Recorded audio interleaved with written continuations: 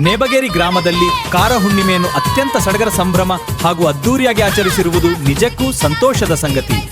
ಒಂದು ಗ್ರಾಮದ ಹಬ್ಬ ಯಶಸ್ವಿಯಾಗಬೇಕಾದರೆ ಅಲ್ಲಿನ ಹಿರಿಯರು ಯುವಕರ ಉತ್ಸಾಹ ಎರಡು ಜೊತೆಯಾಗಬೇಕು. ಒಟ್ಟಾಗಿ ಪ್ರೀತಿಯರು ಯುವಕರ ಭಾಗವಹಿಸಿ ಊರಿನ ಗೌರವ ಹಾಗೂ ಇನ್ನು ಇಡೀ ತಾಲೂಕಿಗೆ ಮಾದರಿಯಾಗಿದೆ. ವಿಜಯಪುರ ಜಿಲ್ಲೆಯ ಮುದ್ದೇಬಿಹಾಳ ಭಾಗದ ನಮ್ಮ ಸಂಸ್ಕೃತಿ, ಒಗ್ಗಟ್ಟು ಮತ್ತು ಗ್ರಾಚರಣೆ ಎತ್ತಿ ತೋರಿಸುತ್ತದೆ. ಗ್ರಾಮದ ಸಮಸ್ತ ಜನತೆಗೆ, ಮುಖ್ಯವಾಗಿ ಉತ್ತರ ಕರ್ನಾಟಕ ಮತ್ತು ಮಹಾರಾಷ್ಟ್ರದ ಕೆಲವು ಭಾಗಗಳಾಗುವ ಅತ್ಯಂತ ಸಡಗರದಿಂದ ಆಚರಿಸಲಾಗುವ ಜ್ಯೇಷ್ಠ ಮಾಸದ ಹುಣ್ಣಿಮೆಯಂದು ಬರುತ್ತೆ.